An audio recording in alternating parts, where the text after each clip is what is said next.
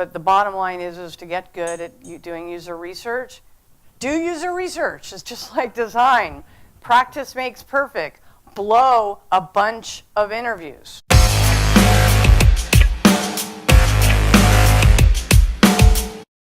At the end, there's lots of time, so feel free to ask away if you think what I'm talking about is crazy. Let's hear it, I'm open to it.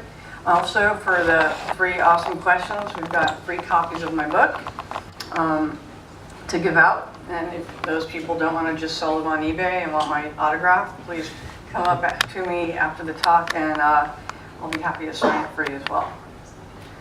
So let's do this, right? I have to figure out where I'm going to stand. I think I'm going to stand here. Can everybody hear me okay? Yeah. Hear me in the back? Yes. Okay, awesome. Okay. So let's first talk about traditional user research. People have been out doing what they call ethnography, the study of people, for a long, long time. It wasn't invented by, it's in the discipline of user experience.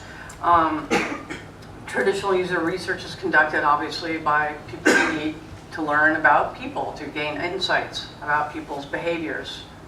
And so, traditionally, it can be a very expensive and time-consuming endeavor. People have to get sent sometimes to third world countries, or teams need to be sent, or maybe top level people or researchers are sent, and they can be out in the field for months, interviewing people, observing people, writing, journals or diaries, and then they come back and have to evaluate everything and analyze it, and ultimately distill it down to actionable takeaways, so that they can then present it to the stakeholders or the people who are making the business decisions about the product, which way they should go. And so what happens, unfortunately, is often it doesn't happen because it's so expensive and so time-consuming. So that's why other forms of lean user research have been coming about. So I don't want you to get confused user research with usability testing. Usability testing is a subset of user research. The key difference is usability testing is typically done at the very end, unless of course you're trying to test your competitors' products and see how the customers or users are using them. But typically it's done in this fashion, where the user is sitting sometimes with a facilitator, and they're looking at the screen and they're interacting with it. Sometimes it's done online, but in most cases it's in a very sterile environment. Literally cold, white walls. You feel like, to me, that you're like a little monkey being watched, because you are. So that's the thing with usability testing, is they're focused on seeing how the user is going to interact with the product, and they're trying to basically optimize it to find if they're confused, if there's issues with the taxonomy, if there's issues just with how they get through the pages, and make sure that the design is intuitive. That's the purpose of that. So we're not talking about usability testing.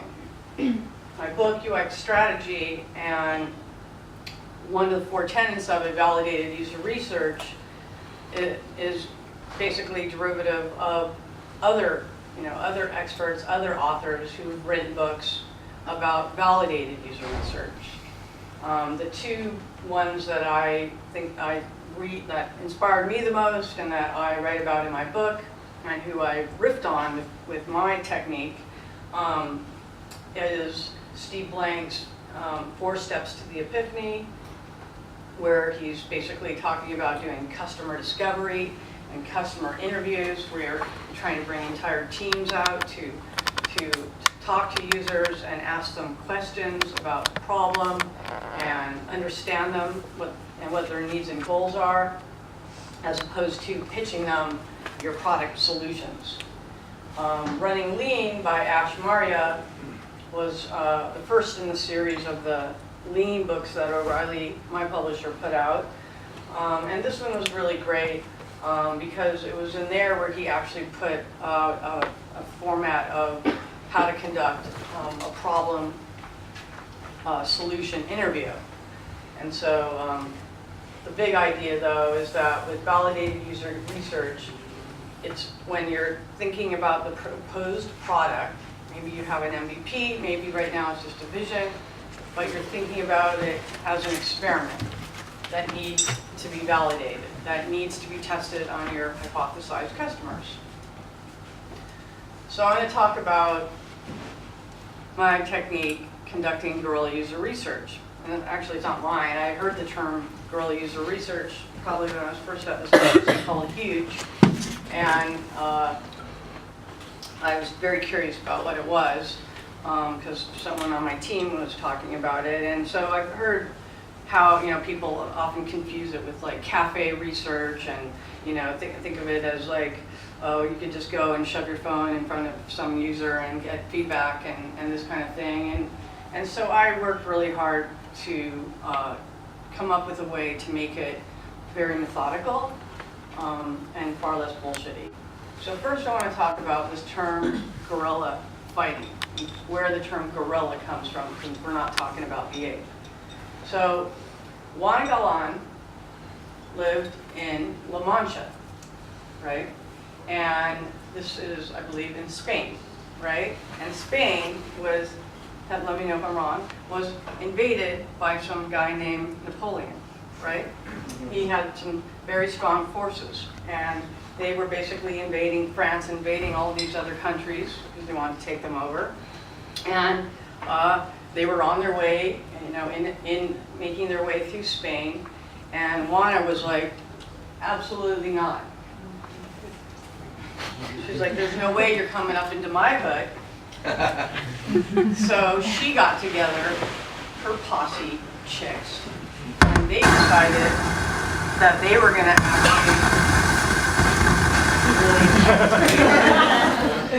actually use bombs. That they were going to use guerrilla techniques, where they were going to actually try to stop them, maybe with batons, but also doing more agile, clever, lean techniques, such as pouring hot oil out the windows onto the fighters as they came into town and scalded them, set them running back like little whiny babies. But putting tacks all over the street so the horses would step on them, and so the horses couldn't make it into town. They did all of these like crazy things, and eventually the forces stopped, and they cleared out of La Mancha, and Juana and her posse stopped Napoleon. So I find that really inspiring, especially because she's a chick with a baton, and she stopped them. And so I thought a lot about that when I was trying to develop the technique, so it wasn't just like this gimmicky thing that people were calling guerrilla user research. And so this is what we're going to be talking about here. And it's basically thinking that we are at war with our products. And the war that we're fighting, the enemy, is basically time and money, right? The war is running out of time and money before we come up with a product or service that we know people will want. Because if we fail to do that, then we've released a product that nobody's going to use, and then we fail. And so the idea is we want to get out there with these lean forms that are still methodical and learn as soon as possible if we're on the right track. So I'm going to play you a value proposition first of a website. This is a web platform where the client hired me because he said, I've spent $1 million on a website and nobody has signed up for our service. We're certain it's because the UX design is bad. So we just want you to redesign it. And so first I'm going to play the video so you can actually see an ad of the value proposition, and hopefully we'll have sound. You're faced with a serious addiction, eating disorder, or mental health problem. What do? Your best chance for recovery starts with residential care, but there are thousands of facilities. Finding the right one is an overwhelming task. Where do you start? That's where we come in. BookYourCare.com. We give you the tools to break the cycle and get affordable help now. It's free, secure, and confidential. Register and begin your search immediately. Get matched with facilities that best fit your criteria.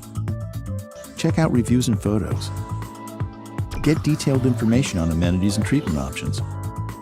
Get access to detailed facility info without ever leaving your home. Rest assured, all our info is unbiased and authentic. Each facility undergoes a vigorous review with our 100-point care check performed on-site by our top experts. Yes, we actually visit all rehabs and rate them.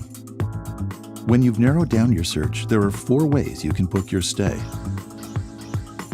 Click to Book Now at a posted discounted price.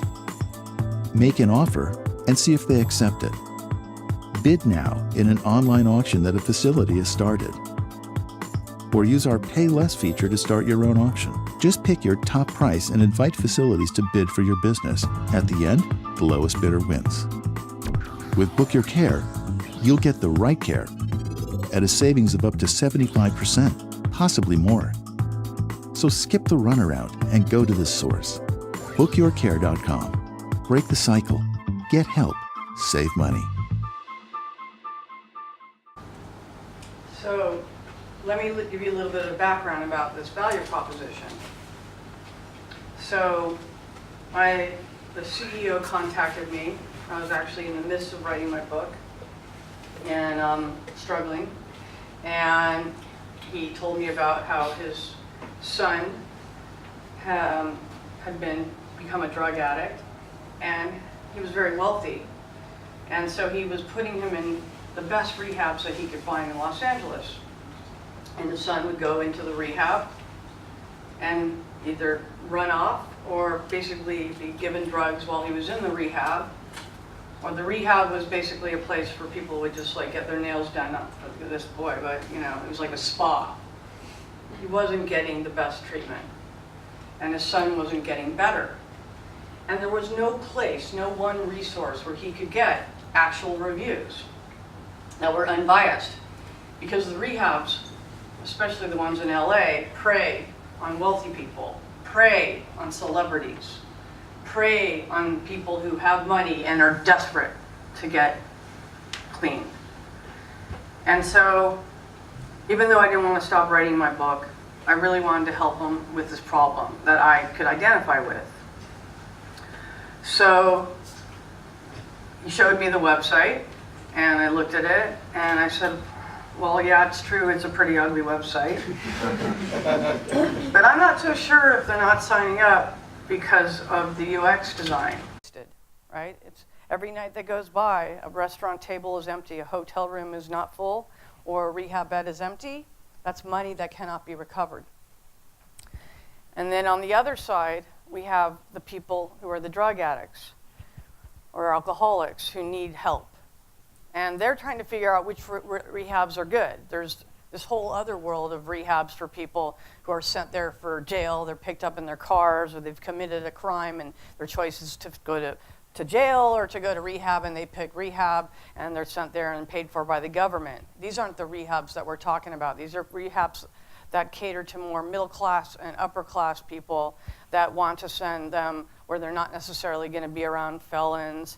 That's a safe place because it's a really uncomfortable experience to come off of drugs and drinking, and you want to make it as pleasant as possible for them. At the same time, try to educate this person or get them their head straight. So I liked this idea a lot. You know, I really was willing to do it as long as he would let me make it a case study for my book and let me conduct the experiment so he could get to the bottom of why nobody had booked one rehab on his website. So the value prop, price line for drug treatment centers. So drug treatment centers, as I mentioned, vary, you know, from beautiful to the top left to kind of this one here, you know, or, you know, then they have these like areas in the middle where, like, in the bottom left, the clients gather and they watch TV, you know, to these ones with the bunk beds all jammed into a room. And so knowing how good they are, what the food quality is like, what the other people are like, where do they allow dogs, all this information, structured and unstructured data, is very relevant either to the person who's seeking drug treatment or to their families who are putting them there. So I convinced him that we should conduct a Guerrilla User Research study, and I promised him that we could do it for a low budget and we could do it quickly if he just let us do it. If he could just hold off the UX design and let us try to learn a little bit more about the business model. And so I told him there was these 3 phases. The first part was the planning phase, then the interview phase, and the analysis phase. And I'm going to go through them, but as you can see, the planning phase takes the longest, the interview phase is over 1 day, and the analysis in 1 to 4 hours.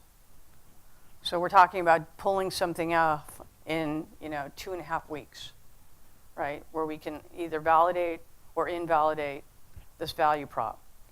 So let's start with the planning phase.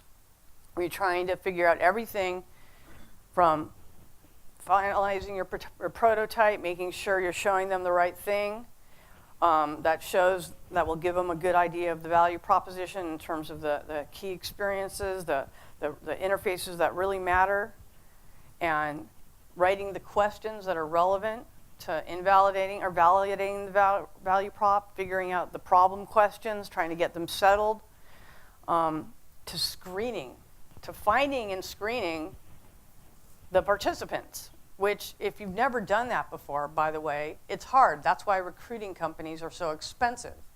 That's why this whole idea of conducting focus groups and usability research is always like this really expensive endeavor that stakeholders are like, So for us to do it, we had to figure out the right way to do it so that we could bring it in on time and on budget. So the first part is determining the objectives. What is it that we need to learn to determine if this product has any purpose, marketability, and viability? And figuring out all of the types of what the screens are that we're going to put in front of these participants and the questions that we're going to ask them so that we're going to learn about these very specific things. We're not doing usability testing here. We're trying to learn about the value prop. Is it viable? Will people pay for it? So then we need to prepare the questions tied to this solution demo. Some people, you could call it a minimum viable product. For me, whatever, it's a prototype. A prototype on rails where we're taking them through the direct path that's going to expose them to the value prop, but show them the key experiences so we can see if this is something that's relevant and going to reverberate with the participants. So we created some screens that were similar to what he had, just a little bit more dolled up, and that they're more really self-explanatory, where we could sort of show them, hey, look, there's going to be these, show them the page, ask them what they think's going on, and then, if needed, explain to them, what they were doing here, and ask them questions like what they would maybe expect under the filter or what they hope would be under the filter, but really figuring out what it is we're going to show them and what we're going to ask them so that we could learn to know if we're on the right path. We prepared the questions. I mentioned a couple, and we get the spreadsheet set up so that the person who is going to be capturing what they're saying can type it in real time. Because one of the biggest time wasters of user research is when they record it. There's all kinds of issues I have with recording people, especially recording people about sensitive topics, like what was it like to go to rehab 3 different times and it not work out. So telling them you're not recording it and instead having somebody there typing in the notes into a shared Google Doc is something really important to me. And I'm going to share with you my toolkit at the very end, the URL, and it's a free toolkit that you can use. And so a lot of these screens from the toolkit you'll be seeing, you're free to use, the Creative Commons. So then you need to figure out, where am I going to conduct this user research study, right? Now, you can say, oh, let's do it at our co-working space. Let's bring them in here. Let's bring some drug rehab people in here and see if they feel normal around us right now. See if they feel comfortable, if they don't feel weird, if other people aren't thinking, I wonder who that person is. They don't look like they're us, right? Or you bring them into a focus group with a bunch of other people about a sensitive topic. Or you meet them at a hotel room. That's kind of weird. Or you go to their house. That's weird and risky for us. Or they come to our house. That's weird for them and risky potentially for us. And so I believe that having them at a cafe is the way to do it, because a cafe is a neutral territory. Anybody can be sitting in a cafe with their laptop out, having a conversation with somebody. You don't know what they're talking about. You see it all the time. And typically when I have participants meet my teams at the cafes, they're like, wow, this is a really cool cafe. I didn't know it was here.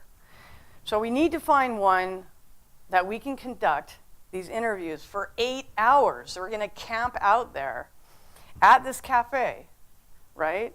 And so there are a few conditions. Like one, we need to be out of the line of sight of the people. So I have all these go-to cafes that are in Los Angeles, like this one in Hollywood, where there's stairs that go up. And so we could sit up there and hide away. And then we spend a bunch of money buying coffee, buying food. So we're not just like squatters at their cafe, but we're basically having this intensive research study in a place that people can drive to, take the train to, and then we just tell them who they're meeting, and then they have to come upstairs. But we need to really find this place that we're going to not get kicked out of, right? Because that would throw the whole thing off. It's no longer Guerrilla. It's like, oh, now we have to leave, and we've planned this thing. It's ruined. We've contaminated the experiment because somebody did something stupid, like didn't catch the guy before he walked in the door, and he goes up to the people at the cafe and says, do you know where they're doing the research studies about drug treatment centers? That's a bad thing. So that means we have to be careful about running ads, what we're going to say and what we're going to not say. So in the States, it's very common to run ads for research studies on Craigslist. Sometimes it's free, depending on the category, to run ads. I've run ads LA, New York, San Francisco, wherever I need to do them. And it depends on the section whether they're free or not. And we have to be like really smart about it, because there's lots of research studies in there. One's like they're always looking for people for weight loss studies, for new brands. So it's not uncommon that people are scanning these, people who are broke and need money, because they can't find a job. There was a recession while we were doing this. And we need to make sure we find the people who are actually the hypothesized customers. Otherwise, we could be interviewing people who are lying that they've actually paid to go to rehab. So in this case, we're looking for, we say in here, participants needed for a paid research study about drug rehabs. And we're telling them that they'll remain anonymous and that they were wanted to make a better website service so they can see what it's for. If you or a loved one has been through the process of booking a stay at a drug treatment center, please apply. If selected, you'll be paid $30 to meet us at a cafe in Silver Lake. Now, we don't say where in Silver Lake. Why? Because if we said it's going to be at this particular cafe, then people could be showing up who just want to witness our user research study because they're curious, or who just want to show up and maybe make $30 but don't want to call the number. Or maybe they tell the cafe, so if somebody works there says, do you know that there's some people using your cafe for this research study?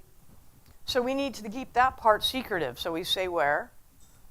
And then we say for a 45-minute interview, and we say the date and the time, 2 p.m. to 10 p.m. For us, we knew we were going to find participants who had jobs in the day or jobs at night. So we broke it up from 2 to 6 for the people who worked at night or didn't work at all. And then for the people who had full-time jobs, they could come in the evening. But that's 8 hours. And so we wanted to basically make sure that we didn't want to get, we got like 200 people that replied to this email in a matter of an hour.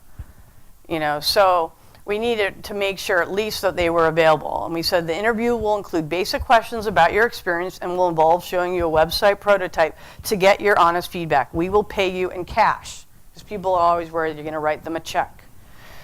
Maybe a check won't be good. Requirements included that you personally have booked a stay at a treatment center in Southern California for yourself or a loved one. That you are available, again, on the dates. That you are not just looking to make a quick buck, but actually want to help make the process better for others who are currently going through the same experience or will be in the future. Please email us as soon as possible with the following information. Your first name, it can be fake. Your phone number, it must be real. 2 to 3 ideal callback time so we can ask you some questions to make sure that you qualify. If you do, we'll provide you with the meeting location and the time slot based on your availability. Thank you for your time and complete honesty should you apply. $30, 45 minutes, that's the date. So we lay out all the information in this fine-tuned ad. This ad's in my book, and it's in, if you look on the web, if you like this presentation, it's out there as well.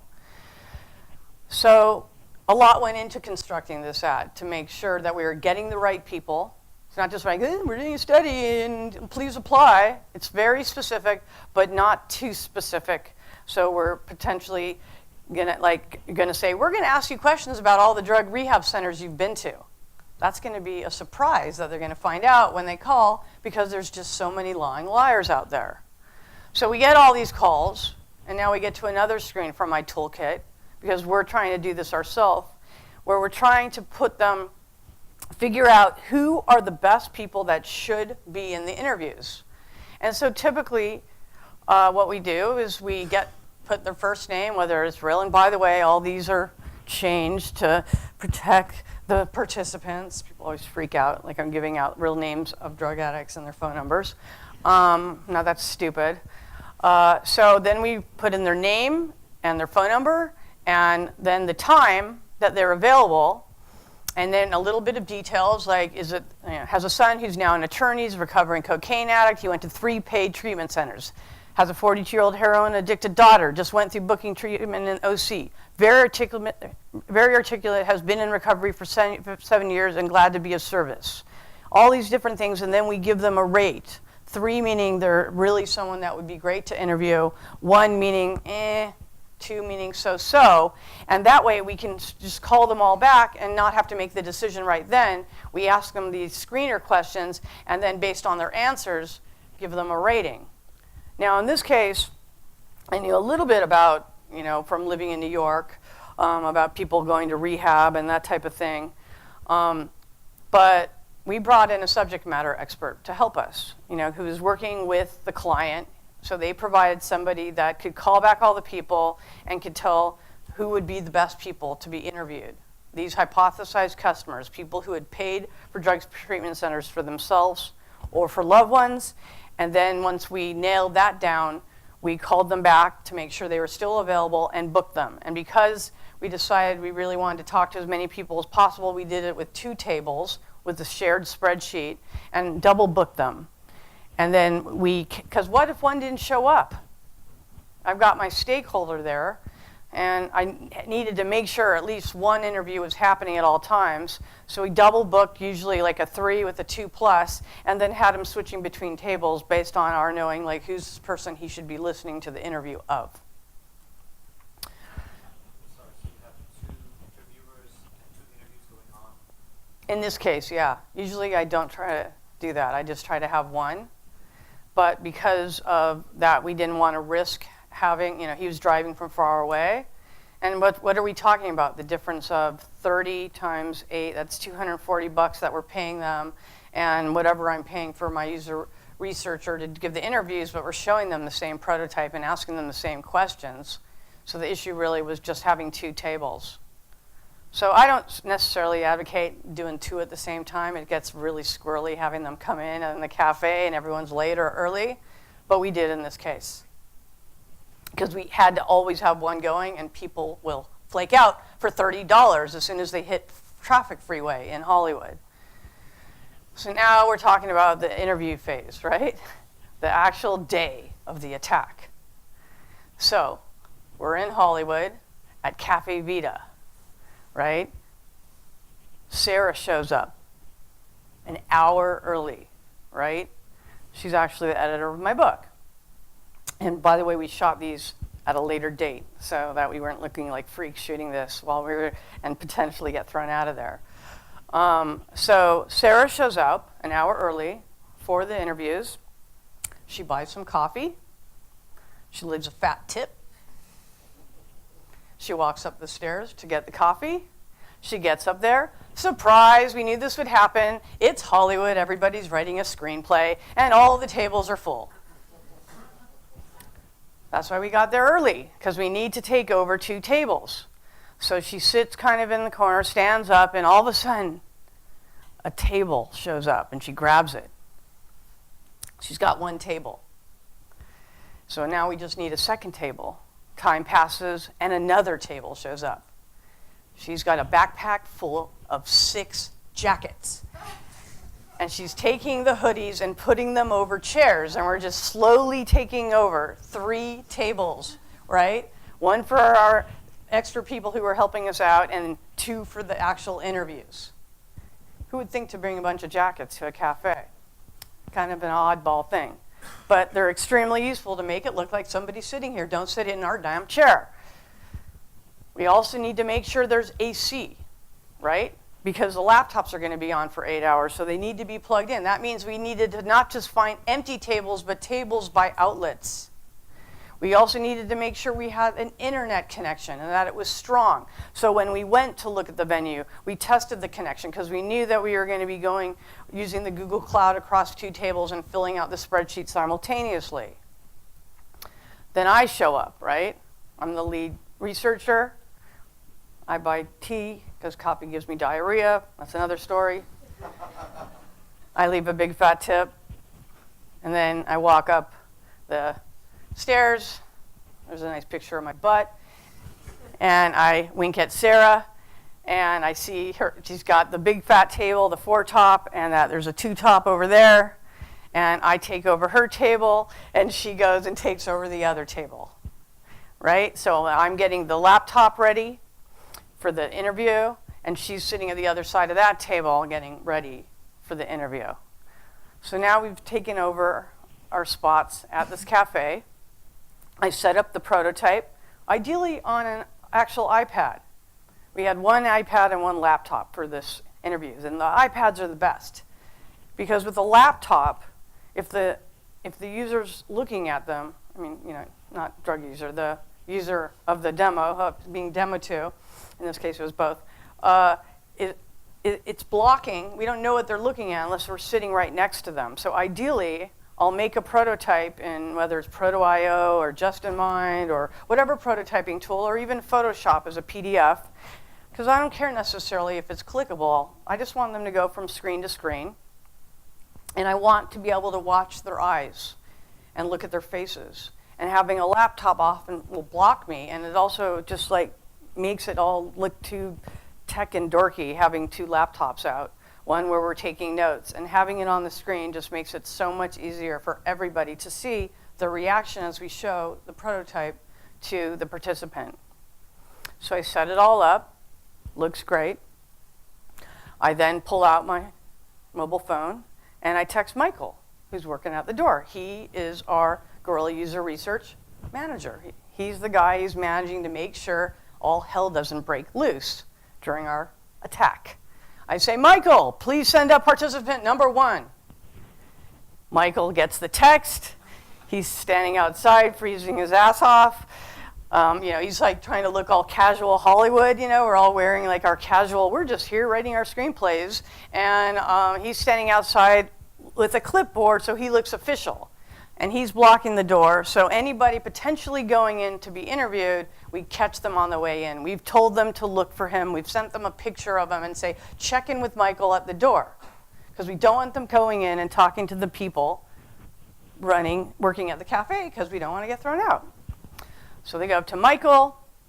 Michael asks them who they are, sees that they're on the list, brings them in, and then he introduces them to the person who's going to conduct the interview. We make eye contact. We smile. Typically, I stand up. I show respect. They're there to help us. We are so grateful that they have showed up and they have come. And so we try to make them feel welcome. And Michael asked them then if they would like tea or coffee, and then they sit down. The next thing they do before he disappears is we pay them. We pay them up front, because typically when people are being interviewed, they're worried the entire time, are they going to pay me? Oh, this is going over. Am I going to get paid? Are they going to pay me in check? Am I going to, like, what if it's a different amount? Maybe if I should say this, I'll be sure to get paid. And we need them to know that we're paying them for the truth. And so we have their name on an envelope that's unsealed, because if you don't want to give them cash, it'll look like a drug deal. We put the cash in the envelope, and then we hand it to them. And we say, go ahead, look at it, please, and make sure the right amount's there. And we've got all the business out of the way.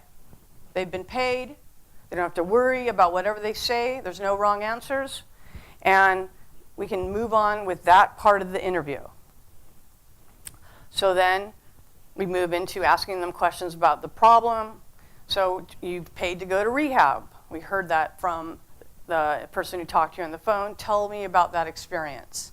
And get them into the mental model, the mindset of what it was like, thinking about it. So he's thinking again, what did I just go through? What was the problem?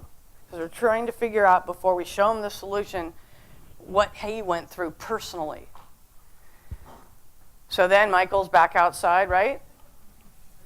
And we got this interview going on upstairs, and he's talking about his experience, looking at the prototype, giving us feedback, and Sarah's typing the feedback in real time, in this case, into the spreadsheet, right? So we have this spreadsheet that has all the people who are going to be interviewed with the same questions, and their names are across each column. And so that way, at the very end, we can just look down the column. Here's the question, here's the answers across all of them.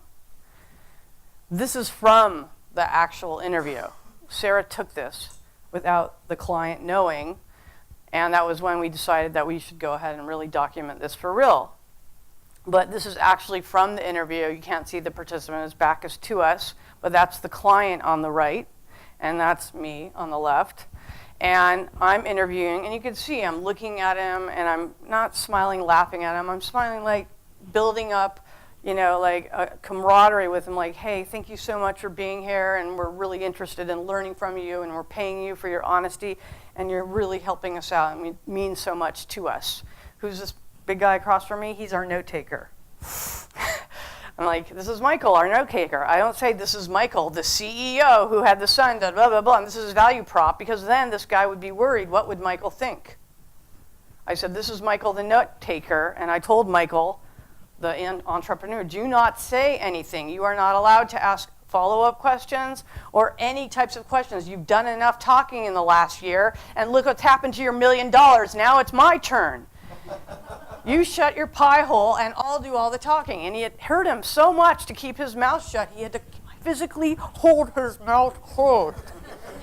Because he kept hearing over and over exactly why these people would not use his website, that they would never book a rehab over the internet without seeing it first, and all of these different reasons.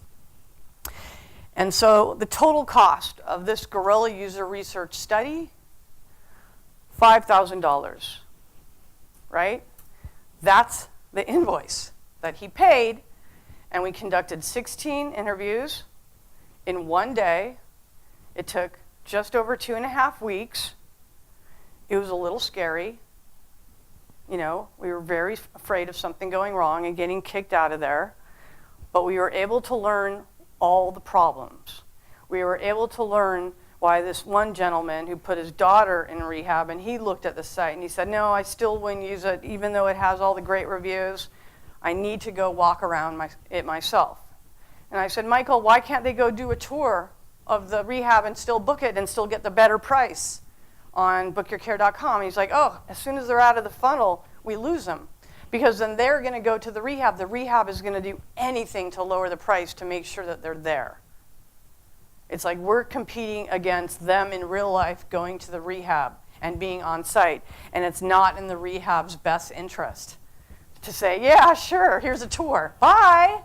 No, it's in the rehab's business interest to close the deal, not lose the bet.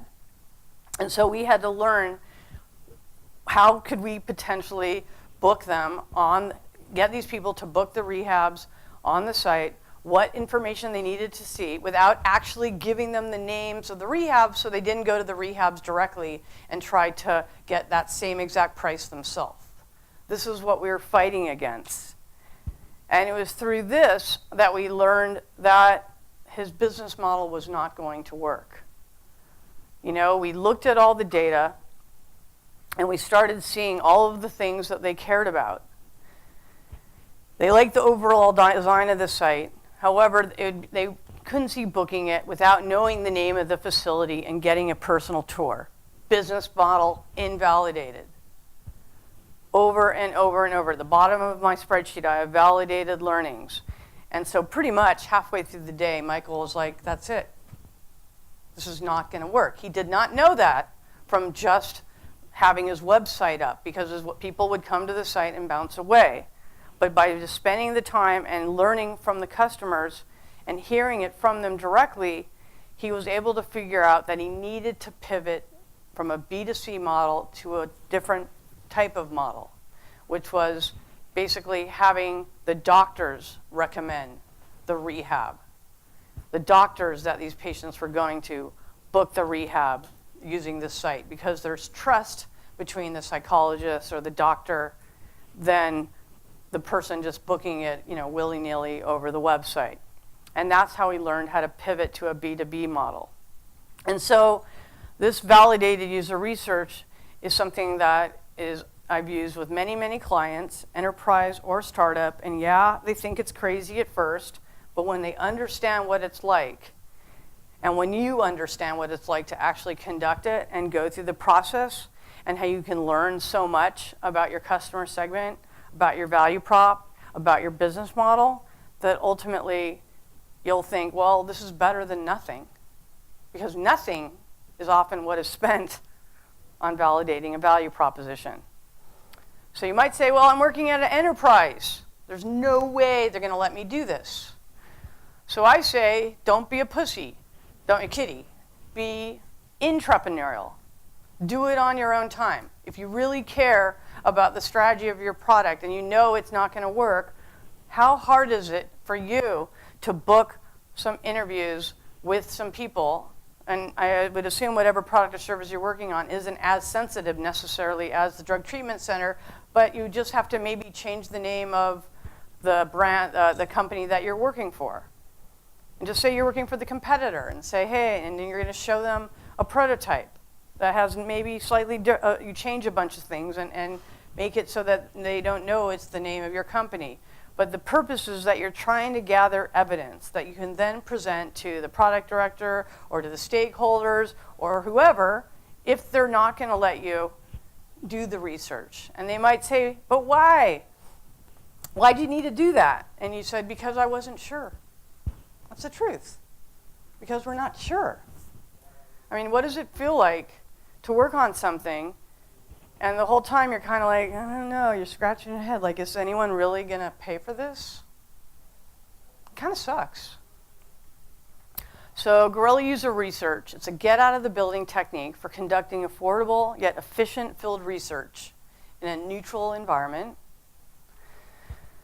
It requires getting a realistic version of the solution in front of your hypothesized customers and ideally with the stakeholder there.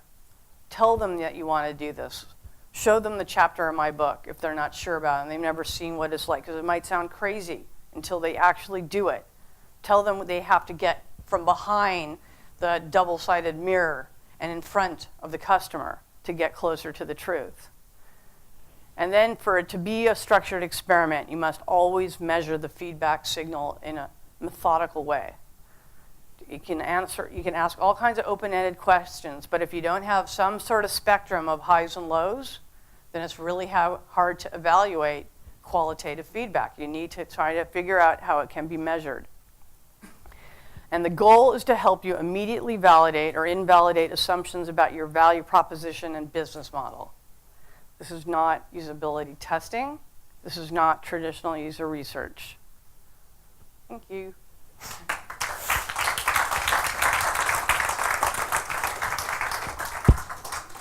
Got some books. It's in chapter 8 for anyone who's got some good questions.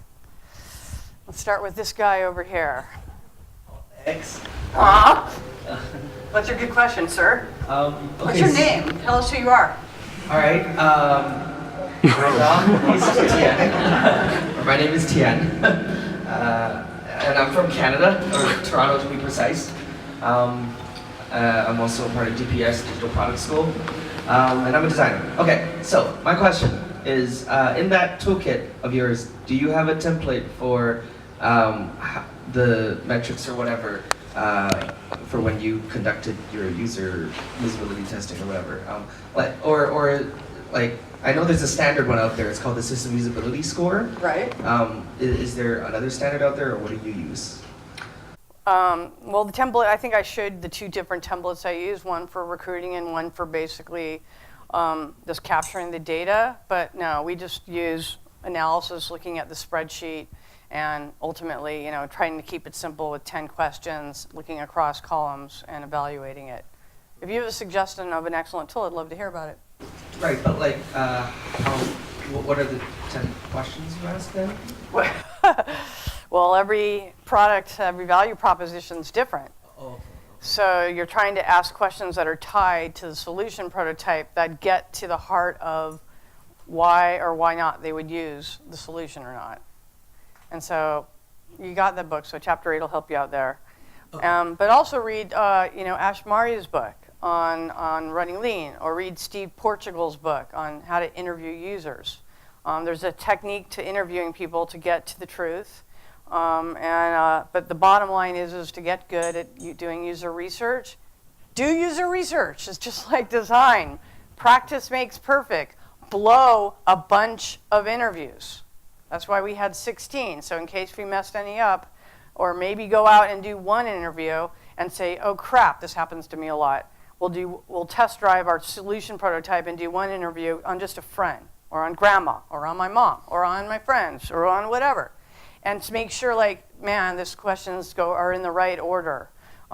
This is the right screens to be showing at the right time. What are the real problem questions? And really just road test it before you go out and take the big risk like this. Right, so in other words, it's like just ad hoc questions. No, sorry, not ad hoc. I mean, like, okay, never mind, I get it. But just one more quick follow-up. What if when you're like taking notes, the person's speaking too fast and you miss some important Right, things? so ideally I have a note taker there, right? And that's a really good question, who's sitting there, like Michael was taking notes with me, and then Sarah was with the backup guy, and she had to take her own notes.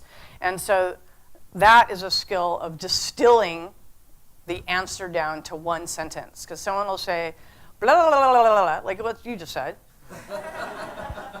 And I would say, I'd listen to that, and I'd say, concern is, how can I distill a bunch of information into just one sentence quickly without distracting myself so I can go on to the next question? What if they're going to tell me all this erroneous stuff, right? That stuff we're going to have to table. We're going to literally that isn't relevant to our questions. It's nice to have, but generally I don't do it. With that said, and recording devices, which I hate to use, I have had to sneak and use them with a couple of situations because the entrepreneur was a billionaire and refused to be there, and she absolutely required us to record them. And so we used a phone that was sitting there and an app that's called, God, what was the name of it? It was had a skanky name too. Anyway, it was an app that basically looked like it had a picture of my son as a screensaver and was recording in the background. And the point of it was that we were able to record it without them knowing, but that's illegal, and I think it's rude. But in that case, I didn't feel comfortable about doing that. So ideally is you really want to listen for the answer and just focus on that. Because they're going to say, once they start you interviewing, they're just going to talk at you. It's like you're their shrink or their best friend all of a sudden.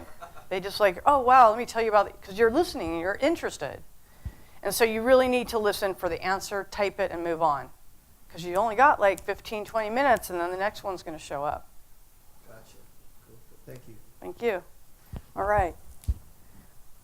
Anyone not from the product school got a question? All right, a gentleman in the back. Hi, I'm Levy. Hi. Hold on a second. Let us get you the mic. Hi, I'm Levy. I'm from Unjani. I do my MBA over there. I think your content is really great, but I think it was very US specific. How would you transform this to fit in a German model? Because, for example, trust issues are very important in Germany. Recording is illegal, people respect privacy very much, or just sitting around in the cafe might not sound that great doing an occupation there. So how would you transform your model into German standards? Well, I don't know German standards. First of all, I wouldn't I don't live here. That's a perspective. I don't know. You'd have to. First of all, I generally don't record interviews, so that would get that out of the way. And you're going to have to tell me: is it illegal to interview somebody in a public space? No. No. Okay, so then I guess we're all right. What else you got? Yes, but recording perspective is okay, but how do you come across the whole notion that people have? You know, here in Germany, it's quite difficult to even procure users. It's not easy to just put advertisements on Craigslist and for some cash, we actually won't be able to get users quite evidently. I think it's quite easy to get people to talk to you in the US than here in Germany. Does everybody agree with that? All right, so let's suggest some alternatives. So he's had trouble. Maybe that's true. He's placed a bunch of ads. Nobody responded. There's other workarounds. I've run ads on Facebook. I've run ads on posting to friends of LinkedIn. You can put up flyers. What are some other ways? There are some market research companies in Germany. So I think you can even contact them and they can get the users for you. But then you're paying them a bunch of money. Yeah, my assumption is We're doing the recruiting. we are doing a guerrilla style just to save cost and also to have a good impact at a shorter time span. So that's the challenge here. How do you overcome that? Right. Can I comment? Yeah, please help. I mean, because I can't answer the question since I've never done user. We had some success just approaching people in a subway station. And as long as the most important thing is that they understand that you're trying to help them. And you mentioned it earlier in the other thing. So it's if they understand that you're trying to make a product that's going to make their life better, they become more open. So it's really about the way that you approach them and the way that you phrase your interview. But are they your customers? How do you define your archetype in such a case when you randomly approach somebody? It wasn't completely random. We brainstormed for 2 hours before setting what we wanted to do and how we wanted to do with a bunch of people. It's very strategic. Okay, thanks. Just make sure you know who you're talking to, what you want to know from them, and then approach them in the right manner. That's right. Thank you. And it's, you got to have screener questions prepared, but for doing this type of, there's one thing doing customer interviews. It's quite another doing this type of user research with a prototype. And you really need to get them, whether it's at a cafe or just like a place that you rent that's mellow, that's quiet. The bottom line is you need to learn how to figure out to recruit for yourself. And maybe you've had challenges, and I can relate to that. But ultimately, you're going to have to find a place that you can advertise and figure out ways to do it. Because I would hope to think that there are people in Germany that would be open to sharing their experience as long as they know that they'll remain anonymous. As long as you tell them it's not being recorded, there's no iPhones present. As long as there's no video cameras, there's no mirrors. I mean, that's why we're bringing it into a cafe, because they can see that it's just a cafe. We didn't stage that sort of thing. Okay, thank you. Thank you for the question, though. Okay. Oh, God, I don't know. Stefan, are you here? You want to pick somebody, a good question? I think we go for a girl. Who's a female with the question? Yeah. Hi. All right. Hi, my name is Minnie. In one of your screens, you showed us that you used a tablet to track where the user is seen on the website. But then when the test user came, he was sitting in front of a laptop. So what was your experience? Were you able to capture how the user was, or was the user really following your instructions by clicking on the button? Right, right, definitely.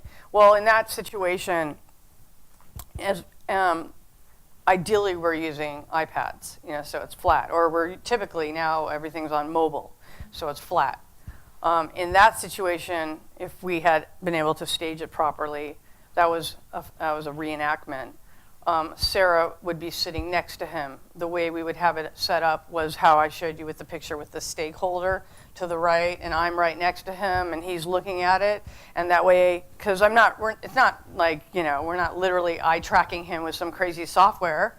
We're just like making sure, and there are no actual buttons.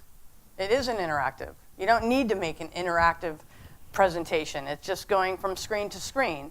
So basically, they're just looking at a screen, and I'm looking at the same screen. Are you looking at screen one? Good, okay.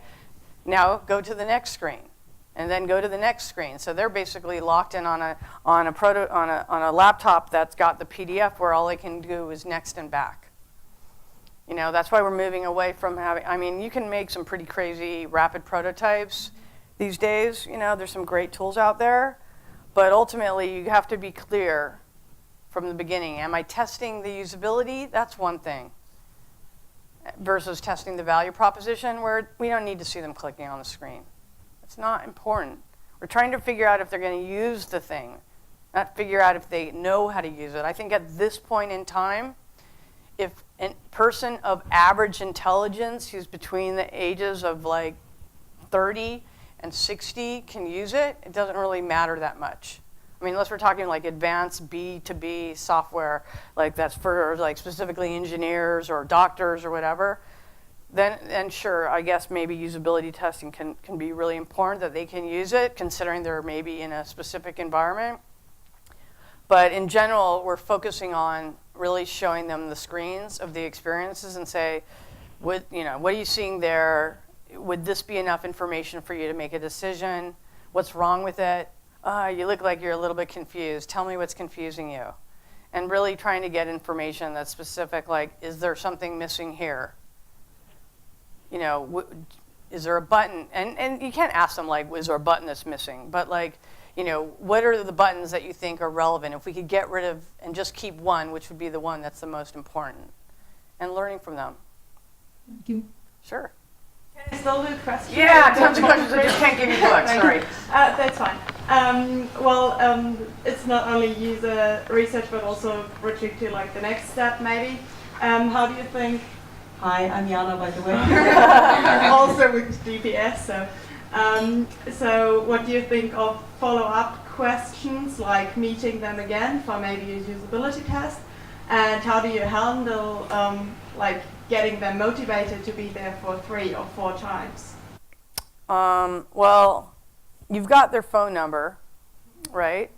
You know how they behaved in the interview. At the very end, if I know I would like to potentially keep them engaged, I say, would it be okay if I hold on to your information if we decide to go forward with this idea to get more opinion from you, and we would pay for your time? And hopefully, I've never had a case where someone said no. And that's it. Just like the last thing that you're asking them. You're not asking it at the beginning because they just want to make sure that, let them get through the experience. And then before they walk away, ask them if they would, be open to being interviewed again. And that would be great. Do you think you should prepare using different people for like a second interview? Like when you, especially for end customer app, that's really easy to find people for. Is it better to find someone for the problem and then another one for the usability because they don't know what you're looking into? Well, I'm going to do the problem interview before I do the solution interview. In both cases, I'm doing a problem interview. And then when I'm doing the prototype, I'm doing the problem and the solution interview. So, it's going to happen with both. And so maybe the second group might be a little bit bored if they've already been talking about the problem, or maybe it's actually going to speed things up in terms of time if we don't have to do the problem interview again and just do the solution. I think it really depends on how many people you have time to interview. And if you think it's better to have a sample set of 20 people versus 10, and wait and make that decision. Thank you. Sure, good question. Hi. Hi. Hello.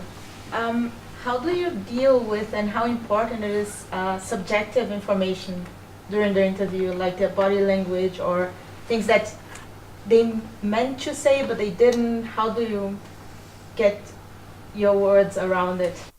I just want to make sure that if they look extremely nervous, that I'm trying to put them at ease and just make sure that they're telling me the truth. I don't care what they're doing with their bodies. If they're acting like freaks, that's fine.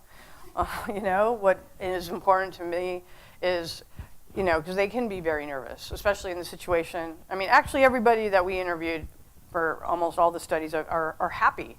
They just got paid a bunch of cash and they know that they're helping us. They're not freaking out. So I guess if someone started acting spastic, I would say maybe we should have some herbal tea and no more coffee for you. And, try to finish the interview, but try to ignore the subjective stuff because it's irrelevant. Unless it's like, wow, they got totally agitated, they freaked out, they would never book a treatment center over this. Ask them why. What is making them feel that way?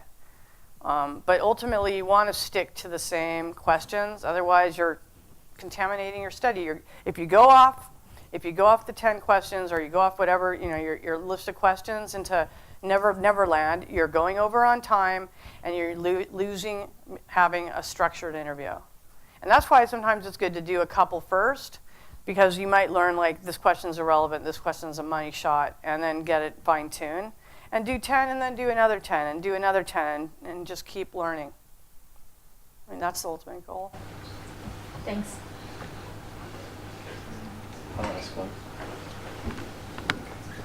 I had a question that's kind of deals with the process. So I saw that you had it scheduled 1 per hour. How much buffer time do you leave? Do you do breaks? Do you have wrap-ups after each one? Do you only have a wrap-up at the end of the day? How do you handle that process? Yeah, great questions. So I think in those, I felt like they were, did we say 45 minutes? And then we had a 15-minute break. And, the big scary thing is if somebody's running super late or early, and that's why Michael was outside. And if someone showed up late, we paid them to leave. That's why it was good to double book them. Sometimes I'll double book them and even just do 1 round of interview, and whoever happens to get there first, or if 3 gets there, then we'll ask them to get 5 minutes early.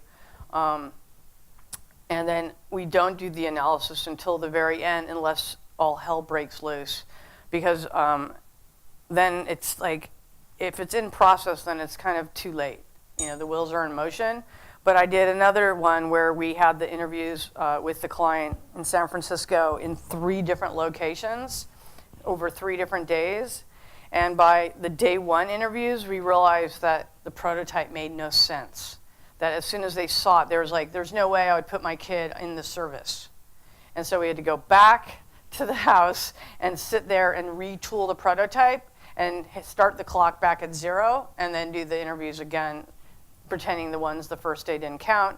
Well, not pretending, they didn't count, and then starting from there. Which is why it's like I highly recommend, test running it, doing a couple, really making sure that you're close. Because once you start scheduling 16 interviews, that's danger. But that's why it's strategy. That's why we're planning it, and we're really trying to take care of all the details. I saw one question in the back that I hate. Yeah. Is it possible to test or validate a value proposition without a prototype? If you just have a vague idea of something that could be of value for someone, you don't know the solution yet, can you find out about it? Wait, you know the value prop, but you don't know the solution? Aren't they the same thing? Not necessarily, no, maybe you, I don't know, example, get home from Oktoberfest safely. That could be a taxi app or someone who accompanies you home, or I don't know, it could be anything, could be any product. Yeah. It's just a value. Can you test that somehow, or? Yeah, you could run a bunch of Facebook ads, at a bunch of people the day after Oktoberfest or the day before, during, right now, and just run it at Munich and see how many people click on it. There's nothing there except maybe a picture and your value prop expressed as words. And then you're just testing how many people actually care about that and click on it.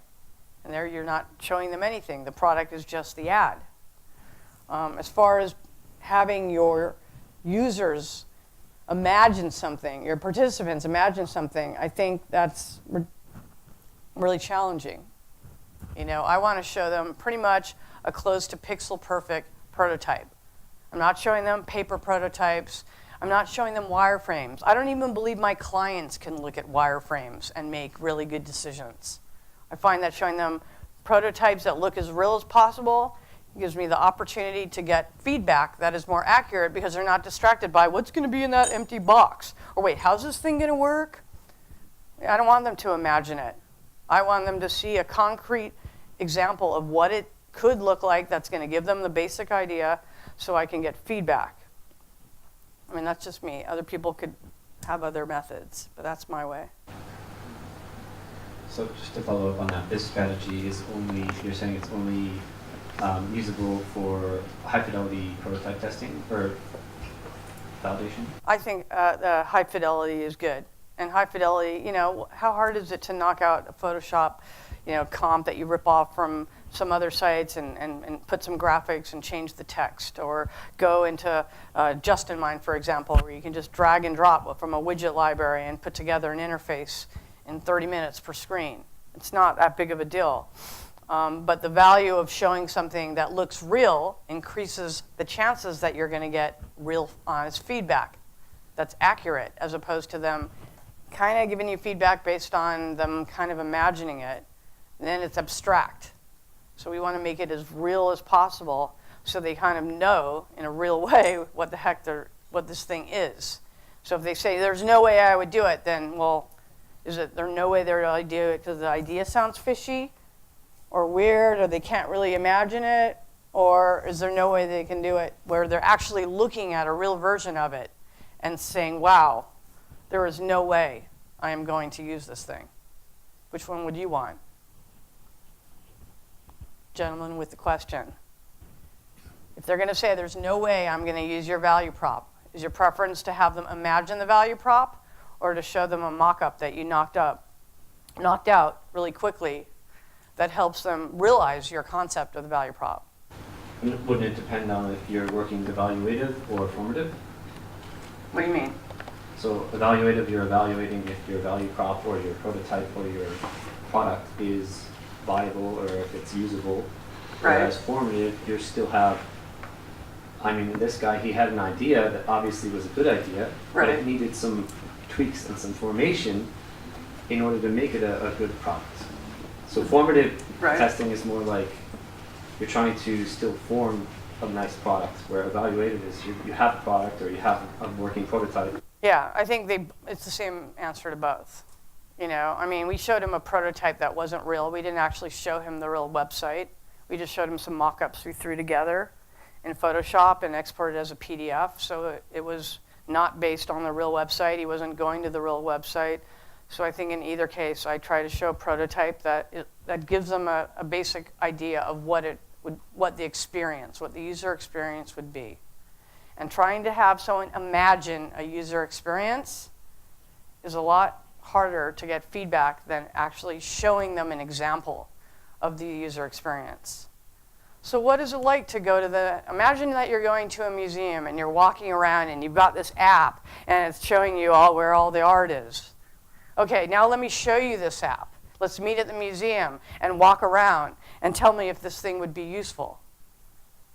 Which one might be give us better feedback? One or two? Second one. Second one, right? We're trying to simulate the user experience as closely as possible. So whether we're showing them an idea that doesn't exist or already exists, or is a version, a second version, or we're split testing, and I often show 2 different versions. Okay, here's version A and here's version B. I'm not sure which one is good. What do you think? And really split test it right in front of them on the value proposition. And it helps a lot. You know, sometimes I'll have a version that I think is the one. This is the killer one. This is the one they're going to go for, and I'm always surprised. This is the one. That's the better solve. And so by having 2, it forces you to actually kind of think and throw out some ideas and try out some new ones.